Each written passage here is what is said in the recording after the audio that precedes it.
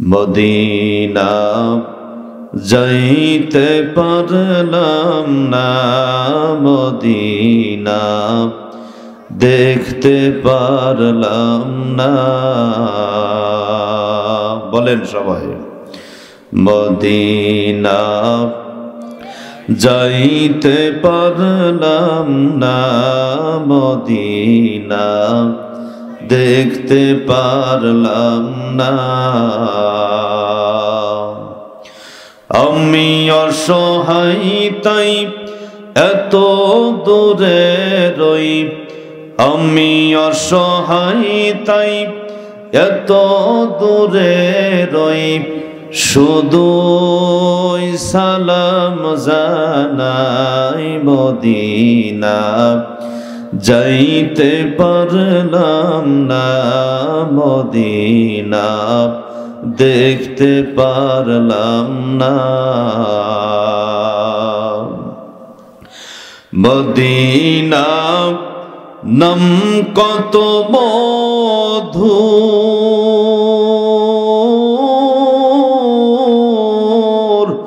Medina আর যে কত দূর, সেই মদিনার পথের ধুলি আমি, সেই মদিনার পথের ধুলি আমি মাখতে পারলাম না, মদিনা যাইতে পারলাম না, মদিনা দেখতে পারলাম না। মদিনা নাম কত মধুর,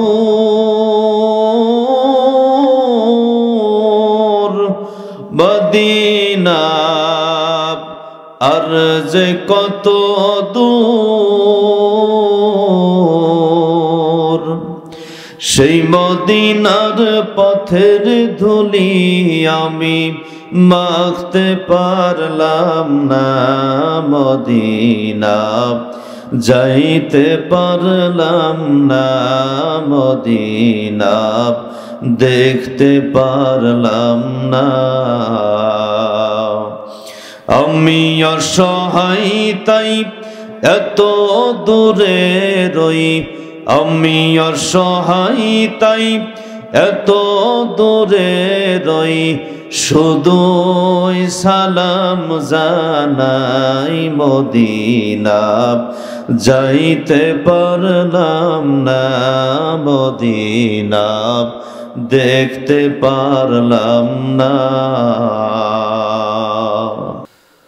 أما بعد فأعوذ بالله من الشيطان الرجيم بسم الله الرحمن الرحيم কানে খুব ভারী লাগতেছে, একটু বেশ দিলেই মনে হয় ওটা কমে আসবে। না ওই যে রিভাব কমে দেন, রিভাব। হ্যাঁ হ্যাঁ হ্যাঁ। ونشهد أن لا إله إلا الله وحده لا شريك له ونشهد أن سيدنا وسندنا وحبيبنا وشفيعنا وطبيب قلوبنا وأولانا ومولانا محمدا عبده ورسوله الذي أرسله بالحق إلى الخلق بشيرا ونذيرا وداعيا إلى الله بإذنه وسراجا وقمرا منيرا أما بعد فأعوذ بالله من الشيطان الرجيم بسم الله الرحمن الرحيم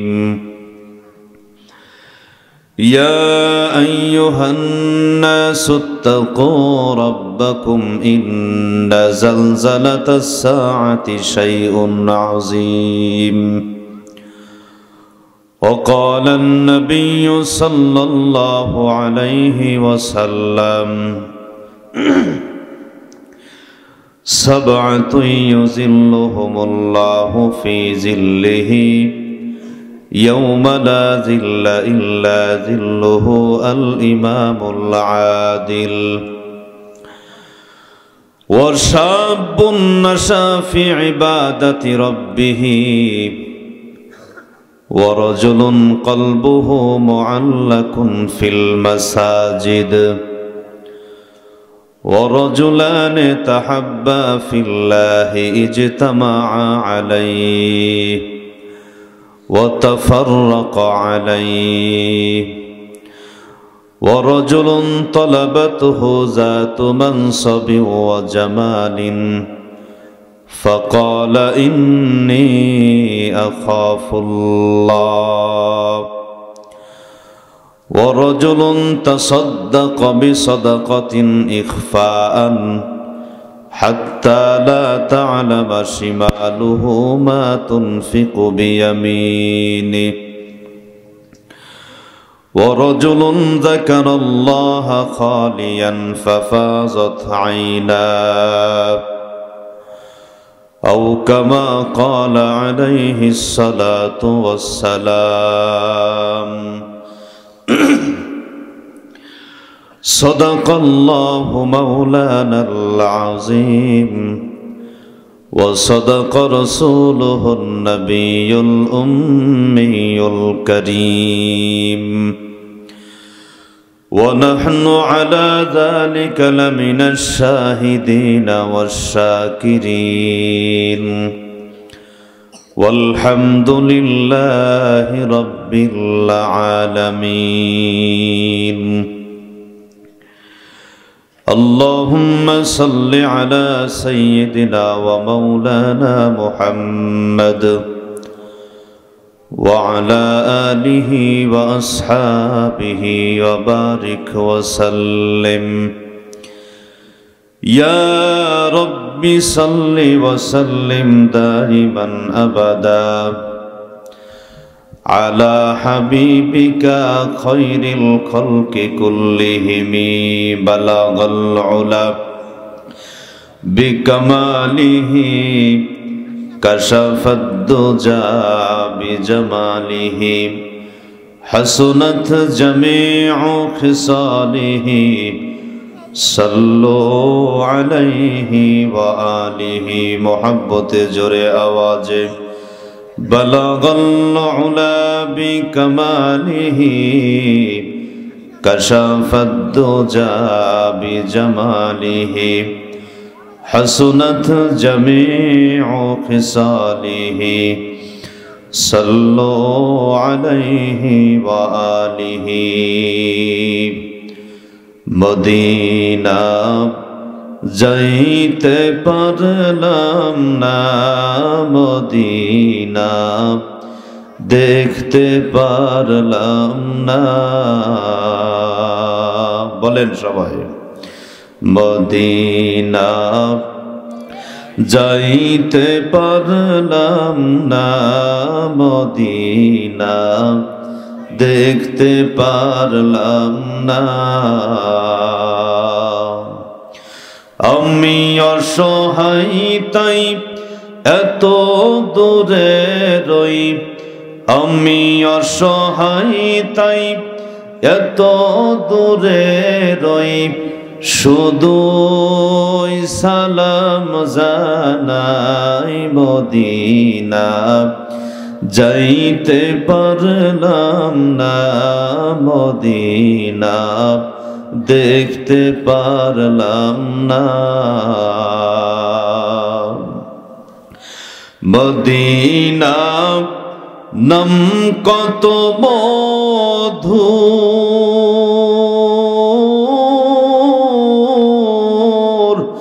মদিনা আর যে কত দূর সেই মদিনার পথের ধুলি আমি, সেই মদিনার পথের ধুলি আমি মাখতে পারলাম না, মদিনা যাইতে পারলাম না, মদিনা দেখতে পারলাম না। মদিনা নাম কত মধুর,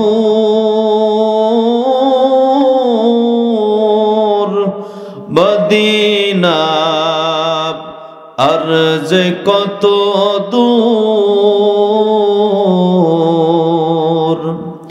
সেই মদিনার পথের ধুলি আমি মাখতে পারলাম না, মদিনা যাইতে পারলাম না, মদিনা দেখতে পারলাম না। আমি অসহায় তাই এত দূরে রই, আমি অসহায় তাই এত দূরে রই, শুধুই সালাম জানাই, মদিনা যাইতে পারলাম না, মদিনা দেখতে পারলাম না। মারহাবা কোন। চক আনার ডুমুর জামে মসজিদের উন্নয়ন কল্পে আয়োজিত আজকের মাহফিলের শ্রদ্ধাভাজন সম্মানিত সভাপতি মুআজ্জাজ হযরত বুজুর্গ উলামায়ে কেরাম, বিভিন্ন গ্রাম অঞ্চল দূরদরাজের এরিয়া থেকে সমাগত সম্মানিত সুধী, সর্বপ্রথম আল্লাহ পাকের দরবারে আলিশানে লাখো কোটি শুকর যে আল্লাহ রাব্বুল আলামিন আমাদের হায়াতকে দীর্ঘায়িত করে আজকের এই মুহূর্ত পর্যন্ত সুস্থ সবল রেখে জান্নাতি সামিয়ানা নিশে আসার জন্য, বসার জন্য তৌফিক দান করে দিয়েছেন। এজন্য আমরা সকলেই শুকরগুজার হচ্ছি। ভক্তি সহকারে মোহাব্বত নিয়ে দিল থেকে আবেগের সাথে উচ্চ কণ্ঠের সমস্বরে সকলেই পড়ে নিই আলহামদুলিল্লাহ। মোহতারাম হাজিরিন, আপনারা এতক্ষণ পর্যন্ত এ দেশের খ্যাতিমান বিভিন্ন হযরত উলামায়ে কেরামদের জবান থেকে অত্যন্ত গুরুত্বপূর্ণ তাৎপর্যপূর্ণ আলোচনা শুনতেছিলেন। মাহফিলের এ পর্যায়ে আল্লাহ তাআলা আমাকে উপস্থিত করে দিয়েছেন। আমি আল্লাহ তাআলার উপরে পূর্ণ আস্থা রেখে তার কালামে মাজিদ থেকে একখানা আয়াতে কারিমা, নবী আলাইহিস সালাতু ওয়াস সালামের অসংখ্য অগণিত হাদিসে মোবারকা থেকে একখানা হাদিস পাঠ করেছি।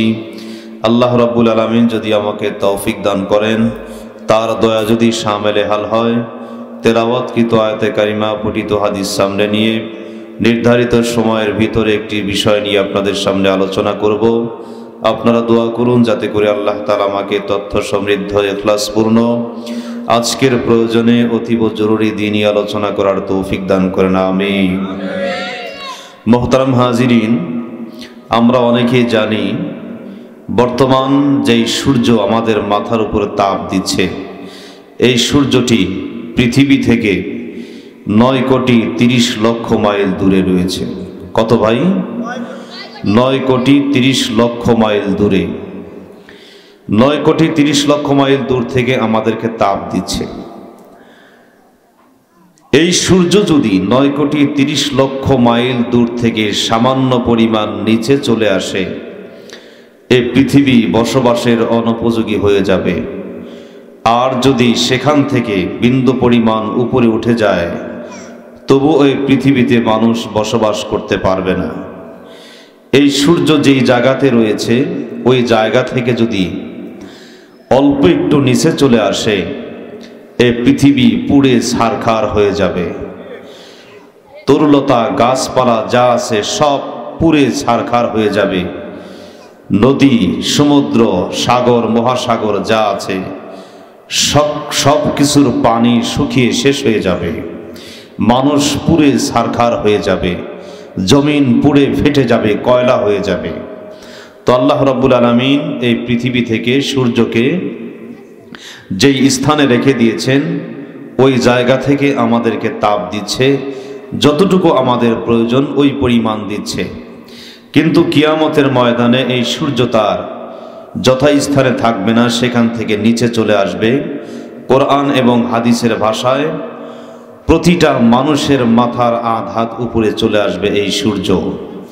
ওই দিন মানুষের মাথার মগজ গলে একেবারে পানি হয়ে যাবে।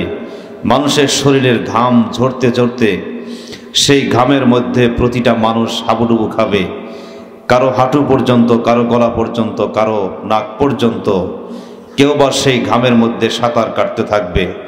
এমন কঠিন পরিস্থিতিতে মানুষ শুধু ইয়া নাফসি পড়তে থাকবে। কেউ কারো খোঁজখবর নেবে না, কেউ কারো খোঁজখবর নেওয়ার সুযোগ পাবে না। সকলেই শুধু ইয়া নাফসি পড়তে থাকবে। আম্বিয়া কেরাম শুধু নিজের টেনশন করতে থাকবেন। নিজের ভাইয়ের খোঁজখবর নেবে না, নিজের মা বাবা তার সন্তানের খবর নেবে না, সন্তান তার মা বাবার খবর নেবে না। ওই টাইমে নিজের স্ত্রী তার স্বামীর পরিচয় দিবে না, স্ত্রীর পরিচয় দিবে না। স্বামীও তার স্ত্রীর কাছে স্বামী হিসাবে পরিচয় দিবে না। সকলেই শুধু পেরেশান অবস্থায় থাকবে। এটি আমার কথা নয়, বরং আল্লাহ তাআলা বলেছেন, ইয়াউমা ইয়াফিরুল মারউ মিন আখিহি ওয়া উম্মিহি ওয়া আবিহি ওয়া সাহিবাতিহি ওয়া বানি। কিয়ামতের ময়দানে নিজের মা বাবা পরিচয় দিবে না, নিজের ভাই বেরাদার পরিচয় দিবে না, এমনকি নিজের স্ত্রীও পরিচয় দিবে না। সকলেই শুধু নিজের চিন্তা, নিজের বাঁচার ফিকির। ওই টাইমে আমার পয়গম্বর ঘোষণা করেন, এই কঠিন পরিস্থিতিতে আল্লাহ তাআলা 7 শ্রেণীর মানুষকে আরশে আজিমের ছায়া দান করবেন। সুবহানাল্লাহ। আমাদের জানার দরকার আছে না নাই এই 7 শ্রেণীর মানুষ কারা? প্রথম নাম্বার হলো আল ইমামুল আদিল, ন্যায়পরায়ণ বাদশাহ, ন্যায়পরায়ণ শাসক, ন্যায়পরায়ণ মেম্বার, ন্যায়পরায়ণ চেয়ারম্যান, ন্যায়পরায়ণ গ্রামের মাতব্বর, ন্যায়পরায়ণ ইমাম, ন্যায়পরায়ণ এমপি মন্ত্রী, দেশের শাসক, যেই হোক না কেন, যদি ন্যায়পরায়ণ না হয় ওই ব্যক্তি কখনো আরশে আজিমের ছায়া পাবে না। ন্যায়পরায়ণ কাকে বলে? আল্লামা আইনি রহমাতুল্লাহি আলাইহি তার বুরহানুল কোরআনের মধ্যে লিখেছেন, ন্যায়পরায়ণ হলো ওই ব্যক্তি যে তার অধীনস্থ ব্যক্তিদেরকে যেই স্থানটুকু পাবে তাকে তার সঠিক স্থানটাই দিয়ে দেওয়ার নাম হলো ন্যায়পরায়ণ। শুধু নিজের ভাগে বড়টা, অন্যের ভাগে ছোটটা, এইটা যেই ব্যক্তি করবে না ওই ব্যক্তি হলো ন্যায়পরায়ণ। মোহতারাম হাজিরিন, ন্যায়পরায়ণ বাদশাহ, ন্যায়পরায়ণ শাসকের ব্যাপারে পয়গম্বর বলেছেন, আলা কুল্লুকুম রাইন ওয়া কুল্লুকুম মাসউলুন আন রাইয়াতিহি। কিয়ামতের দিন প্রতিটা দায়িত্বশীল ব্যক্তিকে জিজ্ঞাসা করা হবে, তুমি তোমার অধীনস্থ ব্যক্তিদের সাথে কেমন আচরণ করেছ? তোমার অধীনস্থ যারা ছিল তাদের সাথে তোমার ব্যবহারটা কেমন ছিল? তাদের হকগুলো কি তুমি যথাযথ আদায় করেছো কিনা? তাদের হক তুমি যথাযথ আদায় করেছো কিনা? প্রতিটা দায়িত্বশীল ব্যক্তিকে জিজ্ঞাসা করা হবে, প্রতিটা গার্ডিয়ানকে জিজ্ঞাসা করা হবে, তুমি তোমার পরিবার পরিজন যারা আছে তাদেরকে কি টাইম মতো ঠিক মতো নামাজের কথা বলেছো কিনা? তুমি কি তাদের হকগুলো আদায় করেছো কিনা? তুমি কি তোমার সন্তানের হক আদায় করেছো? তুমি কি তোমার স্ত্রীর হক আদায় করেছো? তুমি কি তোমার পরিবার পরিজন যারা আছে তাদের হক আদায় করেছো কিনা? প্রতিটা ব্যক্তিকে জিজ্ঞাসা করা হবে। ওই দিন আল্লাহ পাকের আদালতের সামনে দাঁড়ায়া, কাঠগড়ায় দাঁড়ায়া কথা বলার মতো সাহস কোনো ব্যক্তির হবে না। মোহতারাম হাজিরিন, এই জন্য এই হকগুলো আগে আমাদের আদায় করার দরকার আছে না নাই? মোহতারাম হাজিরিন, এই জন্য এই বিষয়গুলো নিয়েও আপনাদের সামনে ইনশাআল্লাহ আলোচনা করা হবে পালাক্রমে, যদি আপনাদের সামনে আমার আলোচনা করার সময় হয় বা সুযোগ হয়। আপনারা দোয়া করুন যাতে করে আল্লাহ তাআলা আমাকে তৌফিক দান করেন, যেরকম আমিন। আমি 1 নম্বরে বলতে চাই আল ইমামুল আদিল, ন্যায়পরায়ণ শাসক, ন্যায়পরায়ণ বাদশাহ। ন্যায়পরায়ণ শাসক, ন্যায়পরায়ণ বাদশা কাকে বলে? হাদিস থেকে আমি আপনাদেরকে একটি হাদিস শোনাবো এবং পরবর্তী তাবেঈদের মধ্যেও যারা ছিলেন তাদের মধ্যে যারা আছেন এখান থেকে একটি ঘটনা আমি আপনাদেরকে শোনাবো, যাতে এখান থেকে বর্তমান দায়িত্বশীল যারা আছেন তারা যেন শিক্ষা গ্রহণ করতে পারেন। আপনারা শুনতে রাজি আছেন ইনশাআল্লাহ? এক নাম্বার হলো আল ইমামুল আদিল, ন্যায়পরায়ণ বাদশা, ন্যায়পরায়ণ শাসক। ন্যায়পরায়ণ বাদশা, ন্যায়পরায়ণ শাসক কাকে বলা হয়? এক নাম্বার হলো আল ইমামুল আদিল। মনে রাখবেন, ন্যায়পরায়ণ বাদশা এবং ন্যায়পরায়ণ শাসকের উদাহরণটা দেই।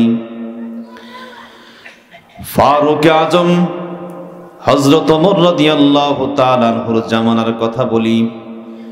যখন তিনি রাষ্ট্রপ্রধান ছিলেন, যখন তিনি দায়িত্ব পালন করা শুরু করলেন, তখন থেকেই তার মনের মধ্যে একটা চিন্তা ভাবনা, একটা ফিকির, কেমনে আমার অধীনস্থদের হকগুলো যথাযথ আদায় করা যায়। মুসলমান বন্ধুরা আমার, খলিফাতুল মুসলিমিন হযরত ওমর রাদিয়াল্লাহু তাআলা আনহুর গোলাম হযরত আসলাম রাহমাতুল্লাহি আলাইহি বর্ণনা করেন, একদিন আমরা রাত্রিবেলা বের হলাম, মদিনার ভিতরে মরুভূমির ভিতর দিয়া হাঁটতেছিলাম। এমন সময় লক্ষ্য করে দেখলাম মদিনার এই মরুভূমির ভিতরে কে যেন তাবু টানায় রাখছে, তাবু। ফারুক আজম হযরত ওমর রাদিয়াল্লাহু তাআলা আনহু বললেন, আসলাম, ওই যে লক্ষ্য করে দেখো মরুভূমির ভিতরে কে যেন তাবু টানায় রাখছে, চলো যাই। হয়তো কোনো মুসাফির ব্যক্তি এখান দিয়ে যাওয়ার সময় রাত হয়ে গেছে, যে কারণে ওই জায়গায় অবস্থান করতেছেন। তাদের কিছু খাবারের ব্যবস্থা করা দরকার। হযরত আসলাম রাহমাতুল্লাহি আলাইহি বর্ণনা করেন, আস্তে আস্তে করে যখন আমরা রওনা হলাম, যাইতে যাইতে যখন সেই তাঁবুর কাছে চলে গেলাম, লক্ষ্য করে তাকায় দেখলাম তাঁবুর ভিতরে একজন অপরিচিত মহিলা কয়েকজন বাচ্চা নিয়ে বসে আছেন। বাচ্চাগুলো কান্নাকাটি করতেছেন। হযরত ওমর রাদিয়াল্লাহু তাআলা আনহু কাছে যাওয়ার পর সালাম দিলেন। মহিলা সালামের জবাব দিলেন, ও মুসলমান। এরপরে হযরত ওমর রাদিয়াল্লাহু তাআলা আনহু জিজ্ঞেস করলেন, আপনি কে? আপনার পরিচয়টা কি? কোথায় থেকে আসছেন, কোথায় যাবেন? একটু পরিচয় দিলে ভালো হয়। মহিলা সালামের জবাব দিলেন, ও মুসলমান। সালামের জবাব দেওয়ার পর মহিলা বললেন, আপনি আমাকে চিনবেন না, আমিও আপনাকে চিনব না। আপনি আমাকে কোনোদিন দেখেন নাই, আমিও আপনাকে কোনোদিন দেখি নাই। তবে আমার পরিচয় জানার আগে আপনাকে একটা কথা বলতে চাই, সেটা হলো বর্তমান জামানার ওমর যিনি, তিনি নাকি আমাদের শাসক। তার সাথে হয়তো দুনিয়ার ভিতরে আমার দেখা হবে না, তবে কিয়ামতের ময়দানে আল্লাহর আদালতের কাঠগড়ায় ওই দিন হযরত ওমরের সাথে আল্লাহর আদালতের কাঠগড়ায় আমার কথা হবে। মুসলমান ভাইরানি আমার, হযরত ওমর রাদিয়াল্লাহু তাআলা আনহু বললেন, মা, কিয়ামতের ময়দানে হযরত ওমরের সাথে আপনার কথা হবে, তবে তার ব্যাপারে কেন আপনি এমন কথা বলছেন? কি তার অপরাধ? মহিলা তখন জবাব দিলেন, এই যে বাচ্চাগুলো দেখতেছেন কান্না করতেছে, এই বাচ্চাগুলোর বাবা যুদ্ধের ময়দানে গিয়ে শহীদ হয়ে গেছে। এই যে বাচ্চাগুলো প্রতিদিন কান্নাকাটি করে, আমি মা হয়ে তাদের খাবারের ব্যবস্থা করতে পারি না। আমি একজন মহিলা মানুষ, কোথায় চাকরি করব, কোথায় খাবারের ব্যবস্থা করব? আমার তো এমন সামর্থ্য নাই, পুরুষ মানুষের মতো কাজ করার মতো শক্তিও আমার নাই। এই যে বাচ্চাগুলো প্রতিদিন কান্নাকাটি করে, তাদের জন্য খাবারের ব্যবস্থা করব আমি কেমনে? বর্তমান জামানার হযরত ওমর যিনি, তিনি নাকি আমাদের শাসক, তিনি যদি আমাদের খোঁজ খবর নিতেন তাইলে এই বাচ্চাগুলোর জন্য এত কষ্ট হইতো না, বাচ্চাগুলো এত কষ্ট পাইতো না। মুসলমান বন্ধুরা আমার, মহিলা হযরত ওমর রাদিয়াল্লাহু তাআলা আনহুর সামনে দাঁড়াইয়া কথা বলতেছেন, কিন্তু হযরত ওমরকে চেনেন না। হযরত ওমর রাদিয়াল্লাহু তাআলা আনহু বললেন, মা, আপনার এই অবস্থার কথা হযরত ওমর কেমনে জানবে?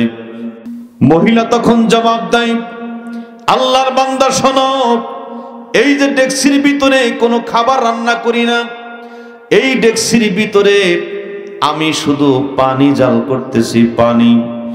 এই বাচ্চাগুলোকে ভুলানোর জন্য, বাচ্চাগুলো মনে করবে মা বুঝি আমাদের জন্য খাবার তৈরি করতেছে। বাচ্চাগুলো যখন এমনটা মনে করে, এক পর্যায়ে যখন বাচ্চাগুলো ঘুমায় যায়, আমি এইভাবে পানি জাল করতে থাকি, পানি। ঘুম থেকে ওঠার পর যখন আবার লক্ষ্য করে তাকায় দেখে মা বুঝি আমাদের জন্য খাবার রান্না করতেছেন, পাকাইতেছেন। এইভাবেই চলতেছে আমাদের সময়। হযরত ওমর রাদিয়াল্লাহু তাআলা আনহু তার গোলাম হযরত আসলাম রাহমাতুল্লাহি আলাইহিকে বললেন, আসলাম, আর এক মুহূর্ত দেরি করা যাবে না, চলো। চলে গেলেন গোডাউনে, বাইতুল মাল। গোডাউনের ভিতরে যাওয়ার পর বস্তার ভিতরে কিছু আটা, কিছু চর্বি আর কিছু শাকসবজি, কিছু পয়সা বস্তার ভিতরে পুরা করলেন। এরপরে বন্ধুরে আমার, বস্তাটার মুঠা বাঁধলেন। হযরত ওমর রাদিয়াল্লাহু তাআলা আনহু তার গোলাম হযরত আসলাম রাহমাতুল্লাহি আলাইহিকে বললেন, আসলাম, এই যে এই বস্তাটা তুমি আমার কাঁধে উঠাইয়া দাও। হযরত আসলাম রাহমাতুল্লাহি আলাইহি বললেন, ও খলিফাতুল মুসলিমিন, আমি আপনার গোলাম, আপনার সামনে দাঁড়ানো, কি করে আপনার গোলামের সামনে আপনি এই বস্তাটা আপনার কাঁধে উঠাইতে চান? হযরত ওমর রাদিয়াল্লাহু তাআলা আনহু বললেন, আসলাম, এই বস্তাটা তুমি আমার কাঁধেই উঠাইয়া দাও, তোমাকে নিতে হবে না। হযরত আসলাম রাহমাতুল্লাহি আলাইহি বারবার পীড়াপিড়ি করার কারণে এক পর্যায়ে হযরত ওমর রাদিয়াল্লাহু তাআলা আনহু বলে ফেললেন, আসলাম, আজকে না হয় তুমি এই বস্তাটা তোমার কাঁধে নিতে চাও, কিয়ামতের ময়দানে যেই দিন আল্লাহ তাআলা আমাকে জিজ্ঞাসা করবেন, ওমর, তোমার শাসন আমলে ওই মরুভূমির ভিতরে কয়েকটা বাচ্চা না খেয়ে মারা গেছে, ওই দিন তুমিও কি আমার এই অপরাধের বোঝা তুমি বহন করবা নাকি? হযরত আসলাম রাহমাতুল্লাহি আলাইহি কথাটি শোনার পর বস্তাটা হযরত ওমর রাদিয়াল্লাহু তাআলা আনহুর কাঁধে উঠাইয়া দিলেন। বস্তা নিয়ে চলতেছেন, এক পর্যায়ে যাইতে যাইতে যখন সেই তাঁবু পর্যন্ত চলে গেলেন, যাওয়ার পরে মহিলাকে বললেন, মা, আপনি একটু আমাকে সুযোগ করে দেন, আমি নিজের হাতে একটু রান্না করে বাচ্চাদেরকে খাওয়াইতে চাই। মহিলা একটু সাইডে দাঁড়ায় গেলেন। হযরত ওমর রাদিয়াল্লাহু তাআলা আনহু কি করলেন, ওই যে ডেকসির ভিতরে পানি গরম করা আছে, ওই ডেকসির মধ্যে কিছু আটা, কিছু চর্বি ছেড়ে দিলেন। কিছুক্ষণ নাড়াচাড়া করার পর এক ধরনের হালুয়া যখন তৈরি হয়ে গেল, হযরত ওমর রাদিয়াল্লাহু তাআলা আনহু মহিলাকে ডাকতে বললেন, মা, আপনার বাচ্চাগুলোকে নিয়ে একটু আমার কাছে চলে আসেন। বাচ্চাগুলোকে নিয়ে যখন কাছে চলে আসলেন, হযরত ওমর রাদিয়াল্লাহু তাআলা আনহু নিজের হাতে বাচ্চাগুলোর মুখে খাবার তুলে দিলেন। বাচ্চাগুলোর মুখে যখন খাবার তুলে দিলেন, ও মুসলমান, এই বাচ্চাগুলো আনন্দের চোটে বলে ফেললেন, আল্লাহর বান্দা, আপনাকে আমরা চিনি না, আপনিও আমাদেরকে চেনেন না। তবে আজকে যদি আমাদের বাবা বেঁচে থাকতেন, হয়তো আপনার মতো আমাদেরকেও আমার বাবা খাবার খাওয়া দিতেন। হযরত ওমর রাদিয়াল্লাহু তাআলা আনহু চোখের পানি ছেড়ে দিলেন। মহিলাকে বললেন, মা, এই যে বাচ্চাগুলোকে খাবার খাওয়ানোর পর অবশিষ্ট যেই খাবারটুকু রয়ে গেল, এই খাবারটুকু আপনি পরবর্তীতে খাবেন আর বাচ্চাদেরকে খাওয়াবেন। আর বস্তার ভিতরে যেই আটা আর যেই চর্বিগুলো আছে, এই আটা এবং চর্বিগুলো আপনি পরবর্তীতে রান্না করবেন। খাবার যখন শেষ হয়ে যাবে, তখন খাবার অটোমেটিক আপনার কাছে পৌঁছে যাবে। মুসলমান বন্ধুরা আমার, মহিলা আবেগ আপ্লুত হয়ে বললেন, ও আল্লাহর বান্দা, তোমাকে জীবনে কোনোদিন দেখি নাই, তোমার নামটা কি তাও জিজ্ঞাসা করা হলো না।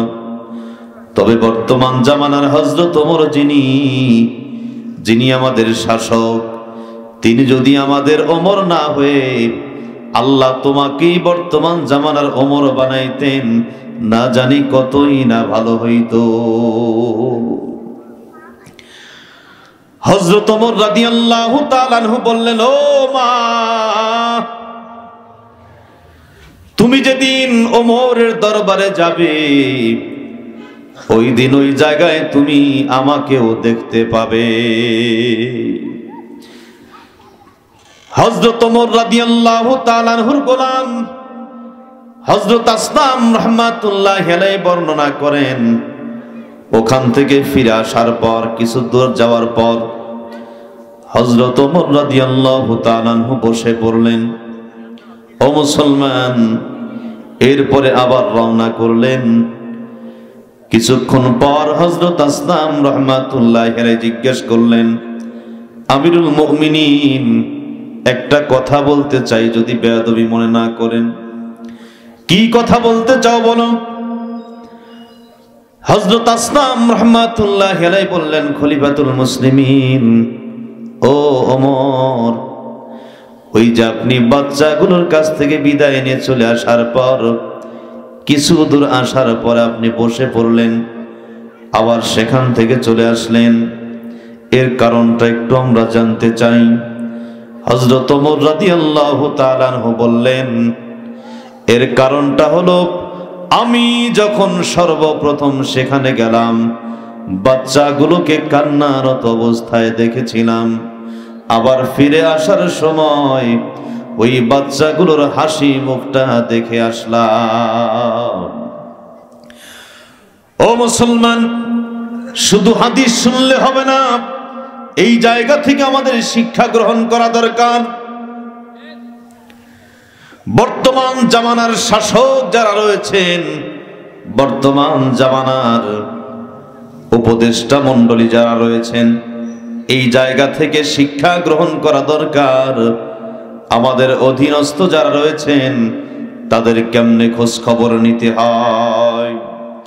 শুধু নির্বাচনের পূর্বে বলে গেলাম, ভাই আমাকে ভোট দেন, আমাকে মেম্বার বানান, চেয়ারম্যান বানান, এমপি মন্ত্রী বানান, এরপরে আপনাদের যত হাজত রয়েছে, যত প্রয়োজন রয়েছে সব পূরণ করে দেব। এরপরের মেম্বার হওয়ার পর, চেয়ারম্যান হওয়ার পর একটা দস্তখত নেওয়ার জন্য কমপক্ষে কয়েক সপ্তাহ দৌড়াদৌড়ি করতে হয়। ও মুসলমান, ওই সমস্ত দায়িত্বশীল ব্যক্তিদেরকে বলতে চাই, পয়গম্বর বলেছেন, আলা কুল্লুকুম রাইন ওয়া কুল্লুকুম মাসউলুন আন রাইয়াতিহি। কিয়ামতের ময়দানে প্রতিটা দায়িত্বশীল ব্যক্তিকে জিজ্ঞাসা করা হবে, তুমি তোমার অধীনস্থদের সাথে কেমন হক আদায় করেছ। তুমি যদি তাদের হকগুলো যথাযথ আদায় না করে থাকো, আজকের এই কাঠগড়ায় দাঁড়াইয়া এর জবাবদিহি করতে হবে। মুহতারাম হাজিরিন, এই জন্য আমি বলতে চাই, দায়িত্বশীল ব্যক্তি যারা আছেন কখনোই যেন দায়িত্বের মধ্যে দুই নাম্বারই না হয়। গ্রামের ভিতরে যেই সমস্ত অসহায় দরিদ্র রয়েছেন তাদের যথাযথ খোঁজ খবর নেওয়া আপনাদের উপর দায়িত্ব। কে খাইলো আর কে খাইলো না এই বিষয়টা খোঁজ খবর নেওয়ার দরকার আছে না নাই? মুহতারাম হাজিরিন, শুধু দায়িত্বশীল হলে হবে না, শুধু দায়িত্বশীল হলে হবে না, এর হকগুলো আদায় করতে হবে। হক আদায় না করলে কিয়ামতের ময়দানে আল্লাহর আদালতের কাঠগড়ায় দাঁড় করানো হবে। দুনিয়াতে না হয় টাকা পয়সা দিয়ে কোনো রকম পার পেয়ে যান, কিন্তু ওই জায়গায় কি কোনো রকম ঘুষ খোসা চলবে ভাই? কোনো রকম ঘুষ চলবে না। ওই জায়গায় সঠিক বিচার হবে। দুনিয়াতে এদিক সেদিক করা যায়, কিন্তু আখিরাতের ময়দানে কখনো এদিক সেদিক করা যাবে না। সঠিক বিচার যেটা সেটাই সেই জায়গায় হবে। মুহতারাম হাজিরিন, যে কথা বলতেছিলাম, ভাই বেশ কমে গেছে, তো দূরে গেলেই কেমন জানি চিকন হয়ে মানে কণ্ঠটা টেনে ফেলে। আপনাদের এইটা মাইক স্পিকার কথা টানে না, দূর থেকে কথা নেয় না, একেবারে কাছে গিয়ে কথা বলতে হয়। একটু দূরে থেকে কথা বলা ঠিক। তো মুহতারাম হাজিরিন, যে কথা বলতেছিলাম, কিয়ামতের ময়দানে আল্লাহ তাআলা বিছনার কমায় দিলেন। হ্যাঁ, কিয়ামতের ময়দানে আল্লাহ তাআলা 7 শ্রেণীর মানুষকে আরশে আজিমের ছায়া দান করবে। তার মধ্যে দ্বিতীয় নাম্বার হলো ওয়াশাবুন নাশা ফি ইবাদাতি রাব্বিহি। ওই যুবক, যেই যুবককে আল্লাহ তাআলা তার যৌবনকাল, যেই যুবক তার যৌবনকাল আল্লাহ পাকের ইবাদত বন্দেগীতে কাটায়া দিয়েছে। সুবহানাল্লাহ। ইবাদত বন্দেগীতে যারা তাদের যৌবনকাল পার, বাঘ যখন বৃদ্ধ হয়ে যায় সামনে দিয়ে ছাগল গেলেও ধরে না, কেন? শক্তি নাই, বোঝেন নাই? আর শক্তি নাই। মানুষ যখন বৃদ্ধ হয়ে যায়, তার কখন ওযু চলে যায়, কয় রাকাত নামাজ পড়ে, সূরা ফাতিহা পড়ছে কি পড়ে নাই, কোনো কিছুই মনে থাকে না, ঠিক কিনা ভাই? এই জন্য যৌবনকালের ইবাদত আল্লাহ পাকের কাছে উত্তম ইবাদত। কারণ এই টাইমটা এমন টাইম যেই সময় সর্বদাই শয়তান পিছনে পিছনে ঘোরাঘুরি করে। শয়তান কিন্তু বৃদ্ধ মানুষের পিছনে তেমন ঘোরে না। শয়তান ঘোরে কাদের সামনে? যুবকদের সাথে। সর্বদাই দেখবেন যুবকদের সাথে শয়তান একদল লেগেই আছে। ফজরের টাইমে দেখবেন ওদের ঘুম ভাঙবে না। ঘুম ভাঙলেও দেখবেন এমন মজা লাগবে ওই টাইমে, মনে হবে যে মাথা টিপে দিচ্ছে, পা টিপে দিচ্ছে, শরীর টিপে দিচ্ছে। ওই টাইমে আর ফজরের নামাজ পড়ার সুযোগ হবে না। কিন্তু যারা বৃদ্ধ মানুষ, এদেরকে এই টাইমে তেমন আরাম দেয় না, কারণ এরা বৃদ্ধ হয়ে গেছে, এরা আর বাঁচবেই কয়দিন। যুবকদের পিছনে ওরা বেশি মেহনত করে। এই জন্য যুবকদের উচিত হলো তার যৌবনকালটা আল্লাহ পাকের ইবাদত বন্দেগীতে কাটায় দেওয়া।